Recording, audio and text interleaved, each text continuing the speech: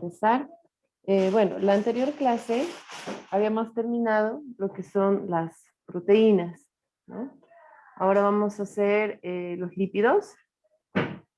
Y con lo que avancemos en cuanto a lo que son los lípidos, vamos a hacer una actividad ya evaluativa en la que van a responder a un cuestionario del contenido que se ha visto en proteínas y lo que vamos a ver ahora en lípidos, ¿ya? Hay una infografía, mejor dicho, que se tiene que presentar de lípidos y también se va a presentar de carbohidratos para la siguiente clase, ¿ya? Es decir, lípidos y carbohidratos. Vamos a presentar la infografía de esos dos. Y se va a hacer una actividad evaluativa el próximo viernes de proteínas, lípidos y carbohidratos, ¿ya? Es decir, hoy día vamos a hacer proteínas y lípidos. Proteínas porque ya hemos visto en la anterior clase, lípidos vamos a ver esta clase, entonces vamos a hacer una actividad evaluativa que es un cuestionario de proteínas y lípidos. El viernes, ¿no? El siguiente viernes, vamos a ver carbohidratos y vamos a hacer una actividad evaluativa de proteínas, lípidos y carbohidratos. ¿Ya?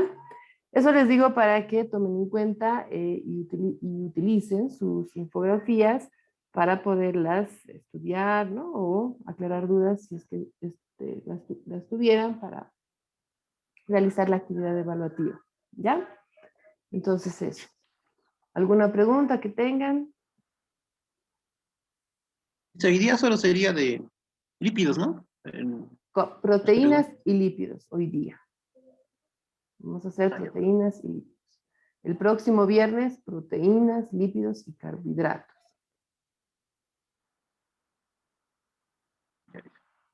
¿Ya? Bien. Entonces vamos a empezar con lípidos. Las infografías, ¿no?, que ustedes van a realizar de lípidos y carbohidratos, igual las vamos a presentar ya en la siguiente clase. En este caso, dependiendo del tiempo, más que todo.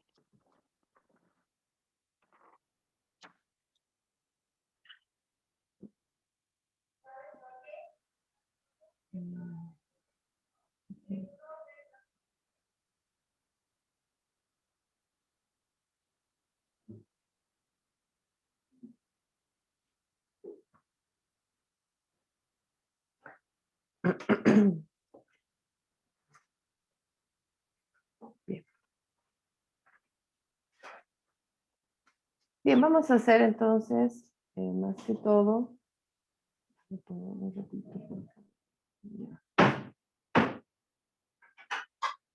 vamos a primero hacer un recordatorio de lo que es la clasificación y la función de los lípidos, que es algo que seguramente ustedes ya lo han visto en otros momentos, en otras asignaturas, seguramente con otro enfoque, ¿no? Pero lo vamos a ver desde lo que es la nutrición.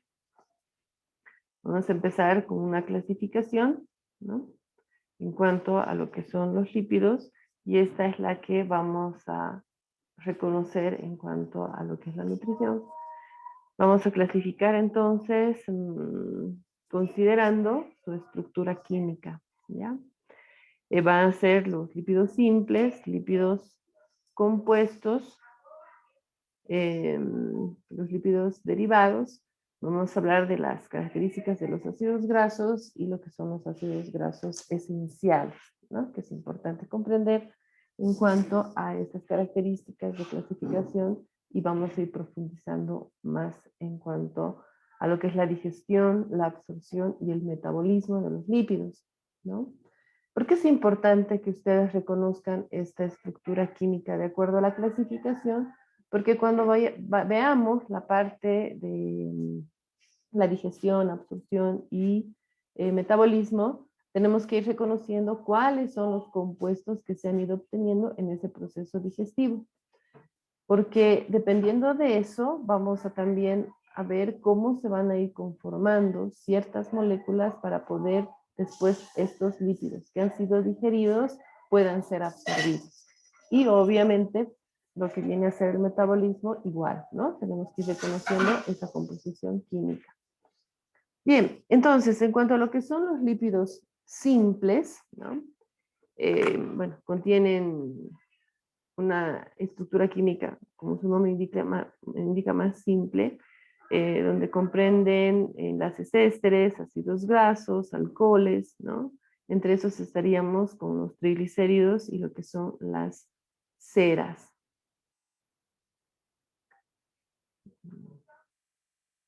¿Sí? Ahora, en cuanto a lo que son estos triglicéridos, esa estructura química es la que nosotros tenemos que ir reconociendo, ¿sí? No se olviden que un triglicérido comprende un glicerol y 3 ácidos grasos, ¿sí? Esa es la estructura química del triglicérido. Representa a los triglicéridos aproximadamente el 98% de las grasas dietéticas, es decir, de lo que nosotros consumimos. Representa el 98% dentro de la composición de los alimentos que comprenden estos lípidos. No se olviden de eso. ¿Por qué? Porque es importante que reconozcamos esto en el momento que hablemos del proceso digestivo. Los compuestos que vamos a obtener en mayor cantidad son a partir de los triglicéridos. ¿No es cierto? ¿Por qué? Porque obviamente comprenden mayor cantidad de estos en su composición. Estamos hablando que el 98% de los triglicéridos van a estar presentes en las grasas que nosotros consumamos. Y obviamente estos son los que van a participar en mayor cantidad en el proceso digestivo, en la absorción y en el metabolismo. Luego tenemos lo que son las ceras, ¿no? Que son ésteres de alcoholes alifáticos superiores, ¿no? Dentro de sus características químicas. Más que todo, este tipo de lípido se encuentran en la cera de las abejas, que es más empleada en relación a esas características. Obviamente nosotros lo consumimos bajo ciertas características en cuanto al producto como tal. Luego tenemos los lípidos compuestos, que en el caso de los lípidos compuestos tenemos a los fosfolípidos y a los glucolípidos compuestos, porque obviamente están unidos a otra molécula, ¿no? Hay una cantidad importante de fosfolípidos que también nosotros consumimos dentro de nuestra alimentación, ¿no? Dentro de su estructura química, cuando hablamos del fosfolípido, ¿no? Está compuesta por una molécula de glicerol, ¿no? Una base nitrogenada, un grupo fosfato y ácidos grasos. Entonces, esta es la composición de un fosfolípido. Cuando demos lugar al proceso digestivo, a la participación de enzimas que van a hidrolizar o van a dar lugar a la absorción de los fosfolípidos, es importante, les vuelvo a repetir, reconocer esta estructura química, porque a partir de esta es que vamos a ir identificando cuáles son los productos que se obtienen, cómo se observa y cuál es el proceso metabólico de esto. ¿Sí? Entonces eso, por favor, tómenlo en cuenta. En el caso de los glucolípidos, ¿no? Es una estructura en la que hay un glúcido, un ácido graso y un esfingol, ¿sí? Entonces esa es la característica en este caso de este tipo de lípidos compuestos.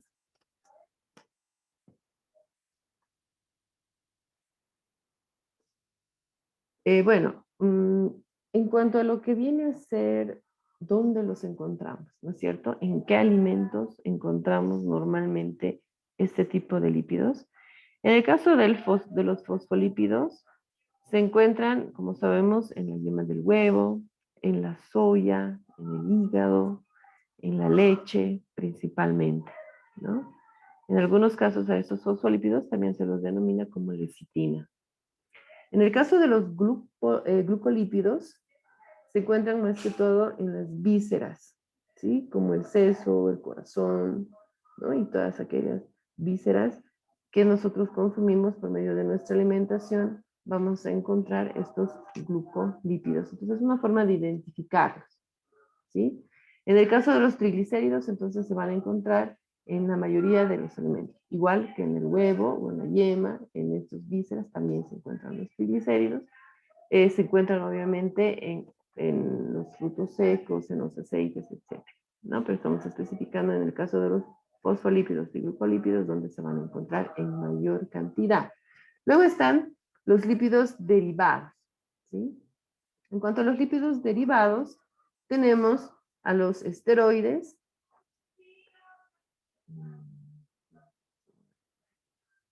En el caso de los esteroides, bueno, en este caso, este tipo de lípidos tienen una estructura un poco más compleja, ¿no? Estos esteroides pertenecen al grupo de los esteroles, ¿no? Que dan lugar a la formación de las hormonas sexuales y las suprarrenales, ¿no? Entonces, eso entre las características que representan este tipo de lípidos, que son entonces en este caso los esteroides. Estos también pueden encontrarse tanto en los alimentos de origen animal como en los de origen vegetal, ¿sí? En el caso de los de origen animal se dividen en zooesteroles y en el caso de los de origen vegetal en fitoesteroles, ¿sí? Por lo tanto, podemos encontrar en esos grupos de alimentos de igual forma, ¿no? Luego, en cuanto a lo que son los ácidos grasos, es simplemente reconocer su estructura. Estos ácidos grasos, como hemos visto, se encuentran dentro de la estructura química de los lípidos simples, los lípidos compuestos, ¿no? Entonces, es importante reconocer sus características químicas de esos ácidos grasos, ¿no? Reconocer que, por ejemplo, son de cadena no ramificada, ¿no?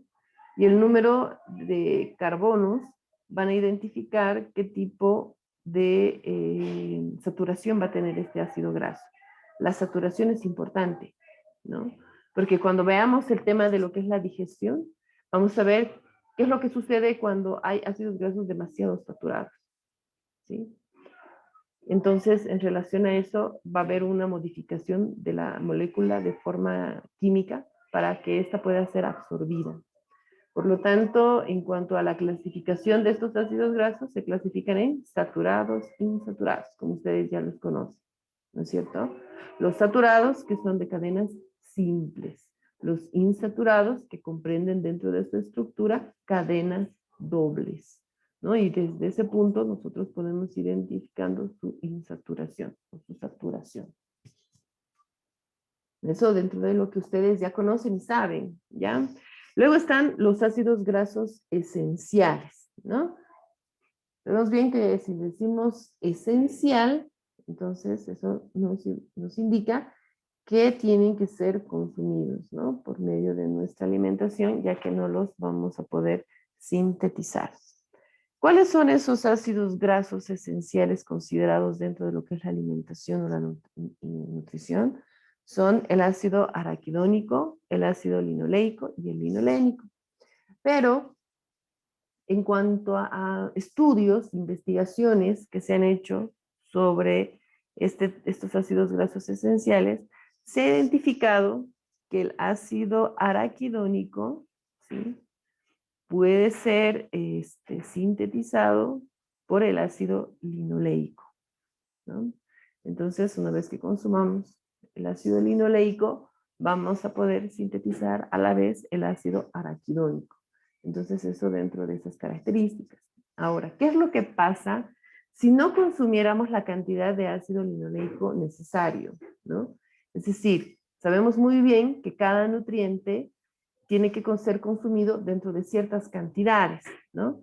Entonces, si hablamos de estos ácidos grasos esenciales, sabemos que tiene que haber un consumo diario, importante para que cumplan ciertas funciones, que vamos a hablar cuáles son después de esas funciones. Entonces, ¿qué es lo que pasa si no consumimos el ácido linoleico en las cantidades necesarias? Hay una deficiencia de esto. Lo que va a pasar es que nuestro cuerpo va a empezar a demostrar esta deficiencia, dando lugar a la presencia de otro tipo de ácido, que es el ácido eicosatrienoico, se llama, ¿ya? El eicosatrienoico. Es decir, se puede hacer una evaluación de esta persona, identificando el consumo de los ácidos esenciales, y si se presentara el ácido eicosatrienoico, significa que hay una deficiencia de ácidos grasos esenciales, como en el caso del linoleico y el araquidónico, ¿sí? Entonces es una forma también de identificar la deficiencia de estos ácidos grasos esenciales. La deficiencia, ¿qué es lo que puede causar? En el caso, por ejemplo, de los niños, ¿no? Pueden causar trastornos en la piel, ¿no? En general, en los adultos también, pero en los niños en mayor proporción. También es una forma de poder identificar que tenemos deficiencia de ácidos grasos esenciales cuando hay lesiones en la piel, trastornos en la piel. No una forma también. Bueno, eso en cuanto a lo que son, a lo que es la clasificación. Ahora vamos a ver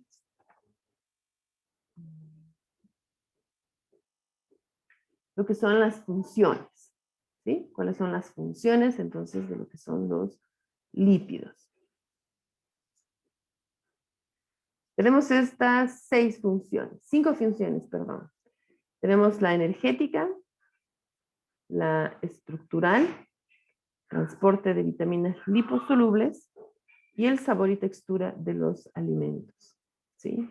Entonces esas son las funciones. Energética hemos dicho que en algún momento hemos hablado que la función energética va muy identificada con los lípidos y los carbohidratos y no así con las proteínas, ¿no? Recuerden eso, por favor. Las proteínas, como habíamos dicho en la anterior clase, no es su función principal proporcionarnos energía, pero si hay una deficiencia de carbohidratos y de lípidos, va a cumplir efectivamente esa función.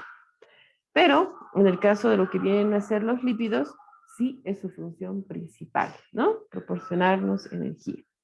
No nos olvidemos que cada uno de estos nutrientes tiene un valor energético. En el caso de los lípidos, ¿cuál es su valor energético? ¿Quién me puede decir?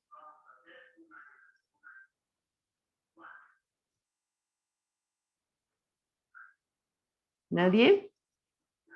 En el caso de las proteínas, hemos dicho que 1 gramo de proteínas proporciona 4 kilocalorías. En el caso de los lípidos, ¿cuánto es? De 9 kilocalorías, doctora. Exacto, 9 kilocalorías, ¿no? Normalmente es casi el doble de lo que representa el valor calórico de las proteínas en este caso. Una vez que nosotros consumimos, entonces, los lípidos, el organismo llega a almacenarlos, ¿ya? En el tejido adiposo, como ustedes ya deben saber. Entonces, esas vendrían a ser las reservas que vamos a comprender para nuestro uso dependiendo de las características de nuestro equilibrio o de nuestra alimentación nutricional. Luego está la estructural, donde en este caso se va a dar lugar como la formación o el constituyente de las membranas celulares. En este caso va a estar más referida a al uso de a los fosfolípidos y al colesterol, ¿sí? Cuando hablamos de esta función estructural, vamos a hacer referencia principalmente a esos lípidos que van a cumplir esta función de constituir las membranas celulares, fosfolípidos y colesterol. En el caso de la energética, los triglicéridos, ¿no? No lo había marcado así. En el caso de la energética, los triglicéridos son los que nos van a proporcionar la energía y esta va a ser almacenada en el tejido adiposo bajo esas características. En el estructural, esta formación de membranas que va a estar regida por estos dos fosfolípidos que son fosfolípidos y colesterol, ¿sí? Luego está otra de las funciones que son el transporte de las vitaminas liposolubles, ¿no? Es decir, una cantidad adecuada de grasa en la alimentación va a asegurar el aporte y el transporte y la absorción de las vitaminas liposolubles, ¿no? Entonces eso también es importante dentro de la función. Si nosotros no tenemos un consumo importante de lo que son los lípidos, no vamos a poder digerir, mejor dicho, transportar y absorber a las vitaminas liposolubles, ¿no? Entonces, dentro de esa función tenemos que comprender a los lípidos. Luego está el sabor y textura de los alimentos, ¿no? Entonces, obviamente los lípidos resultan de forma indispensable el poder dar lugar a ciertas características de sabor y textura agradables sobre lo que son los alimentos. Por otra parte, también los lípidos llegan a retardar el vaciado gástrico, es decir, facilita el que no tengamos hambre de forma rápida, ¿no? Es decir, tengamos un tiempo más prolongado y no tengamos esa sensación de hambre. Es decir, tenemos una sensación de saciedad durante más tiempo, ¿no? Entonces, esa es en cuanto a lo que son las funciones de lo que representan los fosfolípidos. Bien, ahora vamos a entrar a lo que es la digestión.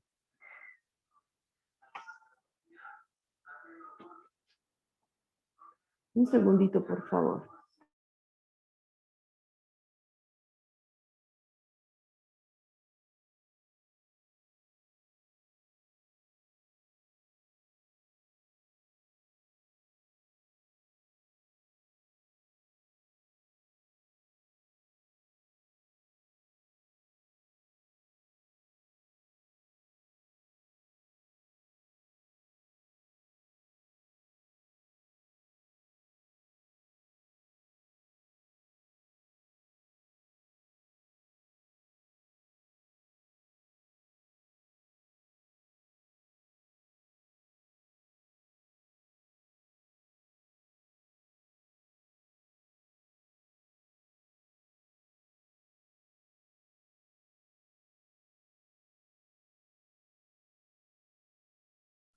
Bien, vamos a continuar, perdón. Bueno, entonces vamos a entrar a lo que es la digestión. Vamos a hacer una descripción de la misma forma que lo hemos hecho con las proteínas. Vamos a ver qué es lo que pasa a nivel de la boca, el estómago, el intestino delgado, ¿no? Y vamos a ir identificando, en este caso principalmente de los lípidos, las estructuras que se van a ir obteniendo a cada nivel. En el caso de las proteínas será más simple, ¿no? Porque su estructura está comprendida simplemente por aminoácidos. Y esos son los productos que se van a obtener al final, o pueden ser los dipéptidos, polipéptidos, pero bajo esa característica de estructura química que va a comprender aminoácidos. En el caso de los lípidos ya es más complejo, porque su estructura es mucho más compleja también, ¿no? Los triglicéridos hemos visto qué composición química tienen, los fosfolípidos, el colesterol, tienen estructuras mucho más complejas. Por lo tanto, es que tenemos que ir viendo qué es lo que va a suceder dependiendo del tipo de lípido que ingrese al proceso digestivo, cuál es el producto que se va a obtener, ¿ya? Eso vamos a ir describiéndolo. Bien, entonces, empezamos con lo que es la boca, ¿sí? En el caso de, a nivel de la boca, sabemos que obviamente van a presentarse dos tipos de digestión. Digestión mecánica y digestión química. La digestión mecánica en este caso obviamente va a dar lugar a la masticación, ¿no? Donde va a generar que las glándulas salivales empiecen a secretar nuestra enzima. Y desde este punto va a dar lugar al inicio de la digestión química. ¿Cuál es la enzima? La lipasa lingual, ¿sí? Entonces, la lipasa lingual es la que va a iniciar digestión química a nivel de la boca. ¿Cuál es el pH óptimo de la lipasa lingual? Es de 4.5, ¿sí? Es su pH óptimo. Eso es importante para poder ir reconociendo hasta dónde va a producir su actividad o su digestión química, perdón, ¿no? Entonces, este pH óptimo da lugar a la lipasa que pueda continuar su digestión a nivel del estómago, ¿sí? Sabemos que a nivel del estómago existe un pH mucho menor, ¿no? Que es de un pH de 2 aproximadamente. Entonces, a pesar de eso, la enzima, la lipasa lingual, puede seguir generando su digestión química en el estómago.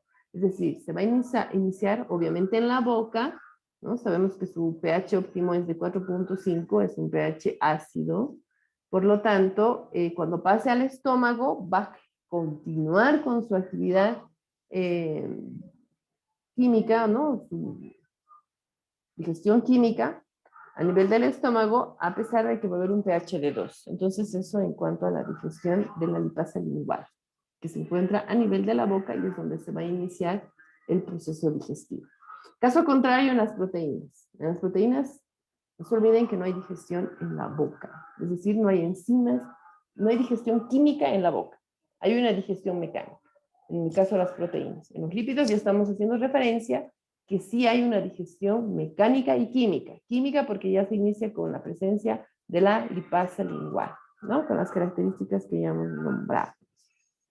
Bien, en cuanto a qué es lo que pasa a nivel del estómago, va a haber una liberación de ácidos grasos, ¿no? A partir de la mucosa del estómago, que sirven para estabilizar la superficie de la emulsión de los triglicéridos, ¿no?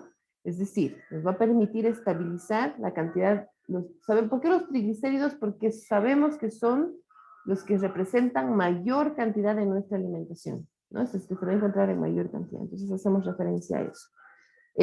Por lo tanto, esta liberación de ácidos grasos a nivel de la mucosa del estómago va a ayudar a la liberación de la colecistoquinina, ¿sí? Que es la que va a generar posteriormente la liberación de las sales biliares, ¿ya? O la bilis, que también es importante dentro de este proceso digestivo.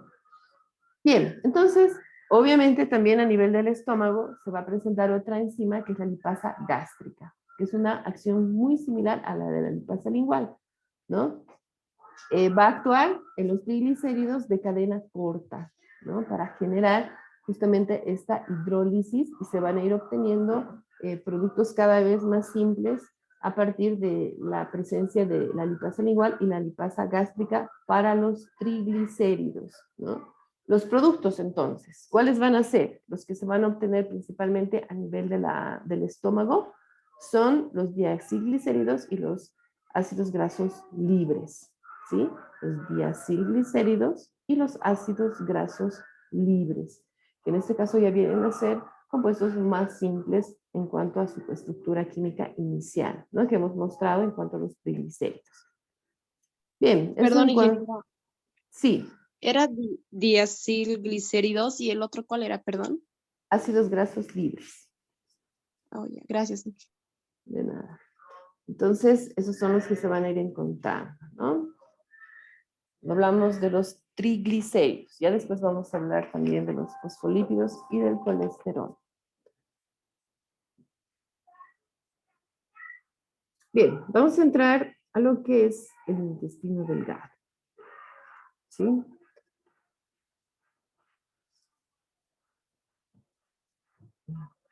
Un ratito, por favor.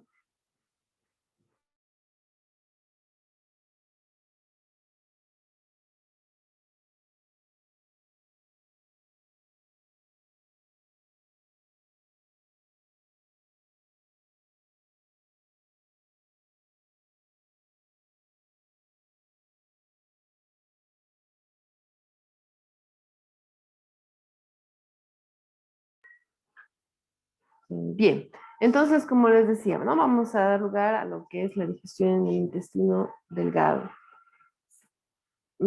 A nivel del intestino delgado, es en el que se va a producir mayor parte de la hidrólisis de los triglicéridos, ¿ya?